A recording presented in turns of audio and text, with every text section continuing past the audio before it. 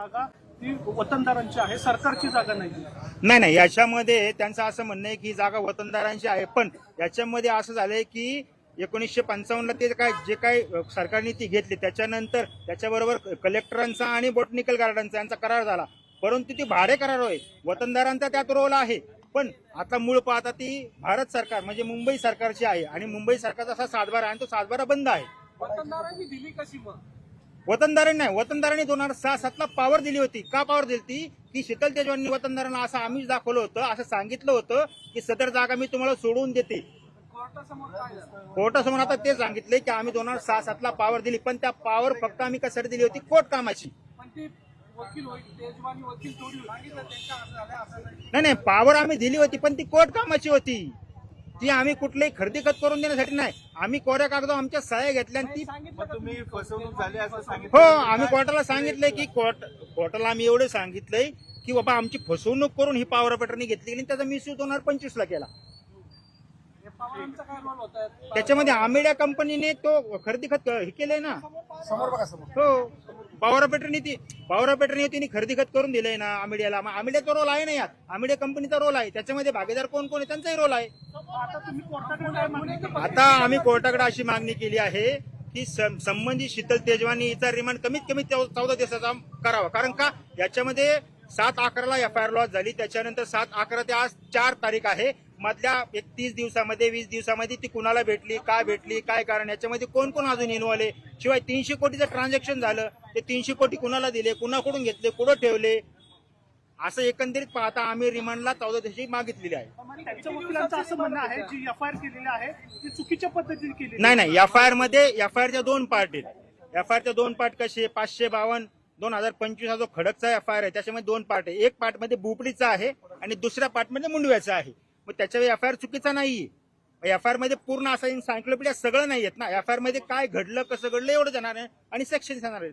वतनदारांकडून तुम्ही वतनदारांकडून असा युक्तिवाद केलाय की सदर आम्ही इंटरव्हेन्शन यासाठी करतोय की शीतल तेजवानी आमची 2006-07ला पॉवर घेतली, 7-8ला पॉवर घेतली, ती पॉवर आम्हाला फसवून घेतलेली आहे. आम्हाला सांगितलं गेले की कोर्ट कामासाठी पॉवर घेतले, पण त्याच्यामध्ये काही क्लॉज ऍड करून नंतर तिने ती पॉवर एक्झिक्यूट केली 2025ला आणि ते खरेदी खर्च आम्ही करून दिलं. त्या 300 कोटी रुपये तिने घेतलेले दिसतात आणि ती पॉवर, त्या पॉवर मधले काही लोक जे आहेत वतनदार ते मयत आहेत.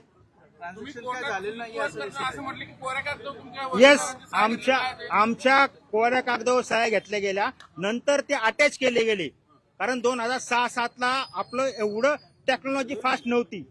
नोटरी होत्या, नोटरीमध्ये काय बाबा सह्या करा कागदावर आणि ते नंतर जोडा. त्यांनी काय केलं, जो काय ड्राफ्ट होता तो सगळ्यांना दाखवला नाही, फक्त कोऱ्या कागदावर सह्या घेतल्या आणि तो ड्राफ्ट त्याला जोडला.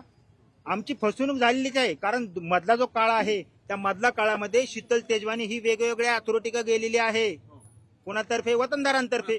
पण वतनदार त्यातले बरेचसे मयत झाले. जर पॉवर मधले घेणार एखादा कोणी मयत असेल ती पॉवर संपती, पण तरी तिने एक्झिक्यूट केली. आणि फसवणूक हाईट अशी झाली की ते भारत सरकारचा त्याच्यावर शिक्का आहे, मुंबई वतनाचा, मुंबई सरकारचा. वतनदाराचा रोल येतो, पण सातबारा बंद असताना त्यांनी तो यूज केला आणि हे सगळ्यांना माहिती होतं. नाही, याच्यामध्ये मास्टर माइंड आणखीच बरेच लोक आहेत. आमेडिया कंपनी आमचा आरोप आहे, आमेडिया कंपनीच खरेदी खत करून दिले ना, घेतलंय ना. येस, त्यांची तो भागीदार म्हणून ते आहेत ना दोघ जण, त्यांच्यामध्ये त्याचा रोल आहे ना. आमेडिया कंपनीचं पत्र आहे खरेदी खात्याला पत्र जोडलेलं आहे, त्याच्यामध्ये पार्थ पवारांची सही आहे आणि दिग्विजय पाटीलची सही आहे, ऑन पेपर आहे ते. चक्कर आलती का? नाही, आता कसं आहे, कायद्यासमोर सगळे सारखेत ना सर. भारतीय राज्यघटनेने सगळ्यांना समान अधिकार दिलेत ना. मग त्याला एवढी मागच्या वेळेस पण व्हीआयपी ट्रीटमेंट दिली. आमचे GTS वाले जी माणसं आहेत त्यांनी आम्हाला याबाबत भरपूर सहकार्य केले आणि तुमच्या सर्व पत्रकार बंधूंनी आम्हाला सहकार्य केले. नाही, ते काय माहित नाही, मी पुढे होतो त्या मागवत. न्यूज आहे मनसेकडून मतदार याद्यांबाबत 4.25 लाख हरकती नोंदवण्यात आल्या. मतदार याद्यांवर हरकती सूचना नोंदवण्याची शेवटची तारीख होती आणि तोपर्यंत मनसेनं तब्बल 4.25 लाख हरकती नोंदवल्याची माहिती समोर आली आहे. तर मुंबई शहर परिसरामधून तब्बल 1.25 लाख हरकती सूचना करण्यात आल्याची माहिती सुद्धा समोर येते. तर आताची सगळ्यात मोठी आणि महत्त्वाची बातमी म्हणावी लागेल, मनसे ही आक्रमक झाल्याचं पाहायला मिळतं आणि त्याचबरोबर ऍक्टिव्ह झाल्याचं सुद्धा दिसतंय. आणि याविषयी अधिक माहितीसाठी आपल्या प्रतिनिधी प्रणाली कापसे आपल्या आपल्यासोबत जोडल्या गेल्या आहेत. प्रणाली, काय सांगाल आतापर्यंत किती हरकती आणि सूचना आलेल्या आहेत मतदार याद्यांवर? आज खरं तर शेवटचा दिवस होता. मनसेच्या वतीनं जरी मागणी करण्यात आलेली असली की मतदार याद्यांमध्ये ज्या हरकती सूचना नोंदवायच्या आहे त्याची तारीख वाढवून द्या. ती तारीख जरी वाढवून देण्यात आलेली नसली तरी जे दुबार मतदार आहेत त्यांच्या संदर्भातला फॉर्म ए जर भरायचा असेल तर त्यासाठी 10 तारखेपर्यंत ते फॉर्म भरता येणार आहे. असं असलं तरी आज शेवटच्या तारखेपर्यंत मनसेकडून तब्बल 4.25 लाख इतक्या मोठ्या प्रमाणावर हरकती नोंदवण्यात आलेल्या आहेत. सगळ्यात महत्वाचं म्हणजे की त्यामध्ये सगळेच दुबार मतदार, काही जणांची नावं कट करण्यात आलेली नाही, त्याचबरोबर काही जणांची नावं जाणीवपूर्वक रद्द करण्यात आलेली आहे. अशा सगळ्या प्रकारच्या हरकती आणि सूचना या नोंदवण्यात आल्या. सर्वाधिक हरकती आणि सूचना मुंबई शहर परिसरातून नोंदवण्यात आल्या. तब्बल 1.25 लाख इतक्या मोठ्या प्रमाणावर या हरकती सूचना मनसेच्या वतीनं मुंबई शहर परिसरातून नोंदवण्यात आल्या आहे. या व्यतिरिक्त पूर्व उपनगर आणि पश्चिम उपनगर अशा सगळ्या मिळून तब्बल 4.25 लाख इतक्या मोठ्या प्रमाणावर या हरकती सूचना नोंदवण्यात आल्या आहे. आता प्रश्न असाच आहे की निवडणूक आयोग या सगळ्या हरकती सूचनांचा निपटारा कशा पद्धतीनं करणार आहे, कारण हा निपटारा करण्यासाठी अत्यंत कमी कालावधी आहे. या कमी कालावधीमध्ये निवडणूक आयोग इतक्या मोठ्या प्रमाणावर नोंदवण्यात आलेल्या हरकती सूचनांचं नेमकं करतं काय हे बघणं महत्वाचं ठरणार आहे. बरोबर आहे प्रणाली, धन्यवाद तुम्ही दिलेल्या या सविस्तर माहितीसाठी. या विषयीची अपडेट आपण घेत राहूया. अगत एक महत्त्वाची बातमी, जर तुम्ही विमानाने प्रवास करणारे प्रवासी असाल तर मोठा फटका तुम्हाला बसणार आहे, कारण विमान सेवा आता महागली आहे. इंडिगो फ्लाइट्सची सेवा कालपासून विस्कळीत झाली. सेवा विस्कळीत झाल्यानं इतर कंपन्यांचे विमान दर हे आता वाढलेले आहेत. इंडिगोची आज देशभरातील शेकडो फ्लाइट्स रद्द झाल्या आहेत आणि हजारो प्रवाशांना याचा त्रास सहन करावा लागतोय. अनेक जण तर विमानतळावरच तासनतास अडकून होते. दिल्ली विमानतळावर इंडिगोची 95 उड्डाणं रद्द झाली.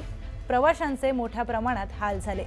एरवी 4 ते 6 हजार रुपयांमध्ये विमानाने प्रवास व्हायचा, आता त्याच प्रवासाला 30 ते 40 हजार रुपये लागतात. मुंबई बँगलोरसाठी काही कंपन्या जवळपास 70 हजार रुपयांचा तिकिटाचा दर घेतला जातोय. इंडिगोचे फ्लाइट्स रद्द झालेले आहेत, त्यामुळे प्रवाशांचे हाल होत आहेत आणि या परिस्थितीचा फायदा इतर विमान कंपन्यांकडून घेतला जातोय. 5 ते 6 हजारांचं तिकीट 30 ते 40 हजारांपर्यंत देखील गेलंय. या संदर्भात आपण अधिकची माहिती घेऊयात प्रतिनिधी संकेत वरक यांच्याकडून. संकेत, रेट एकदमच वाढलेले आहेत, नेमकं प्रवासी आता काय म्हणतात, काय त्यांच्या भावना आहेत? बरोबर प्रियंका, खरं तर आपण पाहिलं तर 2 डिसेंबर पासून ही सगळी इंडिगोची जी विमानसेवा आहे विस्कळीत झाली. काल 3 डिसेंबर 4 डिसेंबर खरं तर खूप आज म्हटलं तर नाही म्हटलं तरी शेकडो विमानं जी आहेत इंडिगोची देशभरात ही रद्द झालेली आहेत. त्याच्यामुळे झालं असं आहे की जे प्रवासी आहेत ते एकतर विमानतळावरती कोळंबून आहेत, नाहीतर मग ते आपल्या हॉटेल्समध्ये किंवा आपल्या घरीच बसून आहेत. ते सारखं स्टेटस चेक करतात आणि घरातून बाहेर पडणार आहेत. मी सकाळी जर एअरपोर्टला होतो, काही प्रवासी असे सुद्धा होते की ज्यांचं काल दुपारचं 3:30 वाजताचं विमान होतं, त्यांना रिस्केड्यूल करून रात्रीचं 1:30चं करण्यात आलं, पण ते सुद्धा रद्द झालं. त्यांना आज संध्याकाळी 6:30चं विमान देण्यात आलं. त्याच्यामुळे 24 तास लोक सध्या एअरपोर्टवरती वाट बघतायत. आता जर कुणाला आजच इमर्जन्सीमध्ये जायचं असेल आणि दुसऱ्या विमानाची सेवा जर त्यांना घ्यायची असेल तर त्याचे दर आपण जर आता पाहिले तर साधारणपणे 5 ते 6 हजार दर असतात. पण तेच दर आता काही ठिकाणी 19,000, 20,000, 30,000 असं करत मी आता लेटेस्ट एक अपडेट चेक केलं तर ते आज जर मुंबई टू कोलकाता जर आपण पाहिलं तर ते 60 ते 61 हजार रुपयांचं ते तिकीट आहे. त्याच्यामुळे कुठेतरी नक्कीच इतर जे एअरलाईन कंपनीज आहेत त्यांनी आपली तिकीटं महाग केलेली आहेत. त्याच्यामुळे फटका जो आहे हा थेट प्रवाशांना बसतोय. निश्चितच संकेत, धन्यवाद माहितीसाठी.